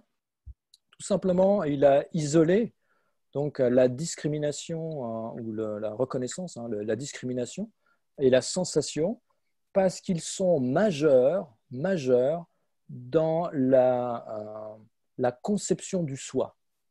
Ils sont majeurs, ils ont un rôle prédominant. Par exemple, lorsqu'on va faire l'expérience d'une sensation. Lorsqu'une sensation, c'est une production dépendante, lorsque la sensation est générée au sein de l'esprit, une sensation est générée au sein de l'esprit, par exemple une sensation agréable, ben, ça va servir principalement de base d'imputation pour le je. On va dire « Oh, je suis heureux, je suis content ». Tout simplement, mais en fait, qu'est-ce qui se passe? Il y a simplement une sensation, la sensation qui est générée de par le contact avec un objet agréable ou avec une pensée agréable. La sensation agréable accompagne la cognition, le contact avec l'objet, et ça sert de base d'imputation au je. Et on pense « je suis heureux ». Mais en fait, il n'y a pas un je derrière qui expérimente la sensation. Il y a simplement la sensation qui est produite au sein de l'esprit et ça sert de base pour saisir le je. Exactement comme sur la base du corps, on peut aussi saisir le je. Si on se regarde dans la glace, qu'est-ce qu'on voit? On voit le corps et puis on va dire « Oh, ben, je suis beau, je ne suis pas beau, je suis grand, je suis petit, je suis gros, je suis maigre. » Voilà. Ou j'ai une sale gueule ce matin, etc. Enfin, excusez-moi le français, mais c'est un peu comme ça que ça marche. Donc, vous voyez que la base d'imputation, les agrégats servent de base d'imputation pour le je. Donc, nous, on a pris là l'agrégat de la forme comme étant le corps, mais le corps, bien sûr, ça sert de base d'imputation pour la personne, exactement comme la sensation va servir de base d'imputation pour la personne, comme la discrimination va servir de base d'imputation, comme les autres facteurs mentaux vont servir de base d'imputation, ou comme les consciences vont servir de base d'imputation. C'est-à-dire qu'il n'y a, à la fin du compte, il n'y a que des agrégats. Il n'y a que des agrégats. Il n'y a rien d'autre. Il n'y a pas des agrégats. Le soi, c'est comme les 100 euros. C'est quelque chose qui apparaît à l'esprit quand les agrégats ils apparaissent. Exactement comme les 100 euros de tout à l'heure. Les 100 euros, ils n'existent pas dans le papier, dans la couleur, un prix individuellement ou mis tous ensemble. Non, pas du tout. Exactement, de la même manière, le je n'existe pas dans la forme, n'existe pas dans la sensation, n'existe pas dans la discrimination, n'existe pas dans les facteurs de composition, n'existe pas dans la conscience, individuellement ou mis ensemble ou séparément. Simplement, quand il y a l'apparence, des agrégats, le je apparaît à l'esprit. Exactement comme sur la base du papier vert, 100 euros apparaissent à l'esprit. Voilà. Donc, c'est quelque chose de pédagogique, c'est parce qu'ils sont principaux, ils sont des agrégats, ils sont principaux dans le faire surgir la notion d'un soi. Voilà, on va le mettre comme ça. Merci. Excusez-moi, je peux encore poser une petite question? Désolée. Il y a le paragraphe qui se réfère au chemin au-delà de l'apprentissage. L'esprit sans voile et sans peur, comme ils se sont passés bien au-delà de toute erreur, ils parviennent au stade, vous avez dit au-delà de la peine, et nous dans le test, ils parviennent au stade final du nirvana. Oui, c'est de la traduction. Ouais. Mais le nirvana, là, on parle de libération? Il y a deux types de nirvana. On ne parle pas de libération. Non, on peut parler de deux types de libération. Il y a la grande libération. Qu'est-ce que c'est que la grande libération? C'est l'état de Bouddha. L'état de Bouddha, c'est aussi un nirvana. Techniquement parlant, on appelle ça un nirvana sans demeure. C'est un nirvana sans demeure. Pourquoi? Parce que le Bouddha ne demeure ni dans l'extrême d'existence cyclique, ni dans l'extrême de pacification solitaire. Il ne demeure pas dans l'extrême de l'existence cyclique de par la sagesse, et il ne demeure pas dans l'extrême de pacification individuelle de par la pouvoir de la compassion. Donc c'est un nirvana sans demeure. Mais c'est un nirvana, puisque c'est un au-delà des peines. Techniquement parlant, Nyangen le Deba, ça veut dire l'au-delà des peines. Ok, parce que moi je pensais que nirvana en tant que libération, comme destructeur de l'ennemi, mais un bodhisattva, il a atteint cet état avant le chemin au-delà de l'apprentissage. Il a atteint au 8e terre. Arat, ou destructeur de l'ennemi, c'est davantage c'est un sentier au-delà de l'apprentissage, c'est une terminologie qui appartient davantage au véhicule individuel. On ne parle pas d'Arat Bodhisattva, on parle d'un Arat Bouddha. Mais en fait, parce que l'Arat, c'est un sentier au-delà de l'apprentissage. Mais un Bodhisattva, Oui. un bodhisattva, il peut atteindre la libération avant d'atteindre l'éveil. Alors, on va dire oui, mais on n'appelle pas ça un état d'Arat. En fait, c'est parce que moi, j'ai devant mes yeux le tableau de sentier du grand véhicule Oui. dans le cadre de PEBA.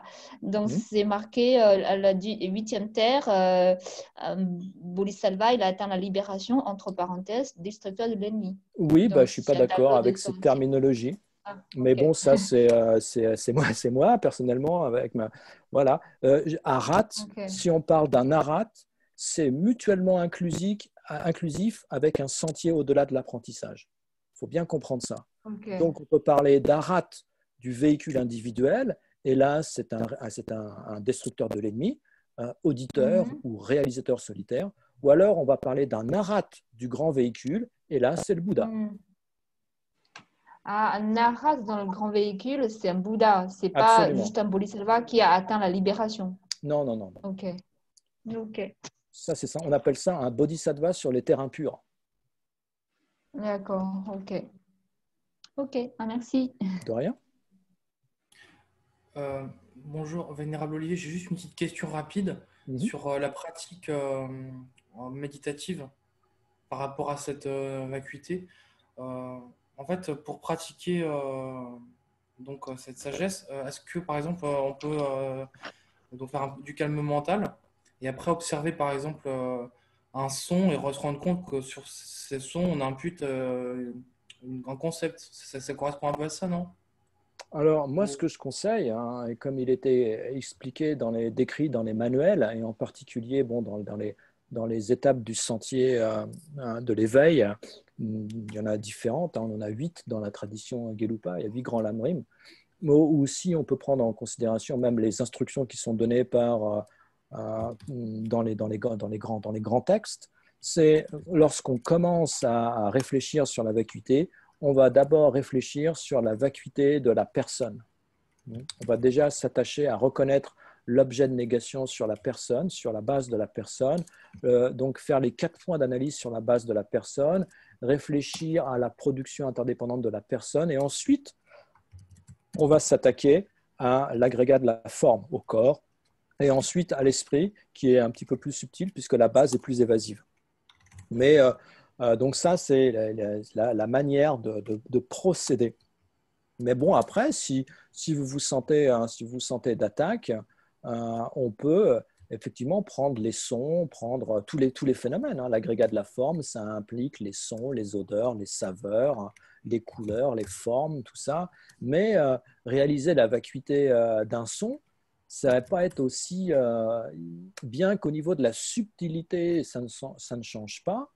Ça va être peut-être présenter une plus grande difficulté au début de par la nature, avec laquelle le son se présente à l'esprit. Donc on commence par la personne. Pourquoi? Parce qu'il est plus facile de réaliser au début que la personne existe en dépendance des agrégats. Donc il est plus difficile de distinguer la personne de sa base d'imputation. En ce qui concerne un son, ça va être déjà plus délicat de faire la distinction entre le son imputé et la base d'imputation du son. Mais si on réfléchit en général à la production interdépendante, le fait que les choses déjà dépendent de causes et de conditions, qu'ils dépendent de leur partie et qu'ils dépendent d'une pensée conceptuelle, déjà rien que le premier, si on mastique suffisamment, si on s'imprègne bien de cette compréhension, même ne serait-ce que le premier niveau d'interdépendance, ben, on voit que vu que les choses existent en dépendance d'un réseau interconnecté, une toile interconnectée et complexe de causes et de conditions, on voit bien que là, il n'y a pas d'existence propre, puisqu'une Oui, existence inhérente, c'est quelque chose qui existe par sa propre nature. d'accord. En fait, comme je suis, en général, je suis débutant, je suis au cycle de découverte du bouddhisme et je connais essentiellement la méditation sur le souffle. Mhm. Et en fait, je voyais pas comment appliquer vraiment pour l'instant cet enseignement dans la méditation sur le souffle. Voilà, Du coup, bah oui, ça n'a rien à voir. Enfin, ça n'a rien à voir. Normalement, c'est pas vrai ce que je dis, c'est absolument faux, parce que la méditation sur le souffle, elle débouche elle débouche alors soit sur le développement du calme mental, hein, et ensuite, hein, on va continuer cette méditation et on va développer la vision supérieure sur la base du souffle, hein, et on va réaliser le non-soi de la personne. Donc voilà, c'est Vipassana. Hein. On va voir Shamatha d'abord et ensuite Vipassana quand il débouche, hein, c'est une méditation analytique et ça débouche sur le non-soi de la personne. Mais on va dire que dans notre tradition, c'est pas de cette manière on n'a pas l'emphase sur cette pratique du souffle pour réaliser la vacuité. La vacuité, elle est réalisée, vu que nous, on est de la tradition de Nalanda, donc on se base sur les écrits de Nagarjuna et qui a clairement expliqué la signification de la perfection de sagesse, qui décrit donc tous ces raisonnements dans ces 5 traités, de la raison, hein, de la raison, ouais, on appelle ça les 5 traités de la raison, où il explique les quatre essentiels, comme les 4 points, donc identifier l'objet de négation, établir l'englobement, réaliser que l'objet imputé n'est pas un avec la base d'imputation et réaliser que l'objet imputé n'est pas différent de sa base d'imputation. Donc on en a 4, ou si après vous étudiez le raisonnement en 7 points de Chandrakirti, ben vous aurez 7 points, il y en a 3 en plus qui sont ajoutés pour compléter ce raisonnement-là. Donc ça, c'est la manière de procéder. Donc si vous regardez dans le lamrim intermédiaire, par exemple de la Matsongkhapa, qui doit être traduit en français, ou n'importe quel lamrim, vous allez dans la section de la vision supérieure qui se trouve à la fin, et vous trouverez la manière de porter en avant la contemplation, la méditation sur la vacuité de la personne et des phénomènes, les deux. Et ensuite, des phénomènes composés et des phénomènes non composés. Tout ça, c'est expliqué clairement. Et donc ça, c'est le dernier Lamrim, le 3e volume du Lamrim, c'est ça? La sagesse supérieure? Alors, si vous parlez de la traduction du Lamrim de la Matsongkhapa en 3 volumes, oui, c'est le 3e. Si vous parlez du Lamrim intermédiaire, je crois c'est un seul livre. Hein. Ou alors, comme je disais avant, il y a aussi le Lamrim du Geshe Thupten Loden qui a été traduit en français, hein, qui est aussi très clair. Ouais, c'est une bonne approche. Hein. Il y a aussi aux éditions d'Amérique et d'Orient, donc la voix aisée, hein, la voix aisée. C'est le commentaire de Geshe Rabten au Delam, hein, la voie aisée ou la voie de la béatitude. Donc là aussi, si vous allez à la fin, hein, ils sont toujours dans cet ordre. Hein, de toute façon, cette littérature présente les étapes du sentier toujours dans le même ordre. Vous aurez les explications, comment méditer sur le non-soi de la personne et le non-soi des phénomènes. D'accord, merci. De rien. Voilà. Donc, s'il n'y a plus de questions, voilà, moi je vais en rester là de mon côté. Un immense merci, Vénérable, pour cet enseignement, d'avoir réussi de manière aussi complète et aussi précise à enseigner comme ça sur le Sutra du cœur. Voilà, donc la balle est dans notre camp, enfin moi dans le mien, vous dans le vôtre. Hein. C'est à nous de faire. Voilà, je vous remercie. On va faire les dédicaces et puis on va prendre congé jusqu'à une prochaine fois éventuelle. Ah, super. Gewadi Nyuda Lama Sangye Drugune Drawa Shingya Malupa De Sala Gomba Jamju Samjo Remboje Magye Banan Jeju Nyama Nyamba Nebayo Gone Gondo Parwa Konre Rawe Gorwe Chinkande Damdam Dewa Malu Juwe Chandre Zewa Tenzin Zoyi Shambe Zide Pandu Denju Jia Dazo Jinye Sambe Yawa De Damdam Drawa Kuna Gamben Nyamba Jeju Lozan Dramba Ye Atembe Nyamba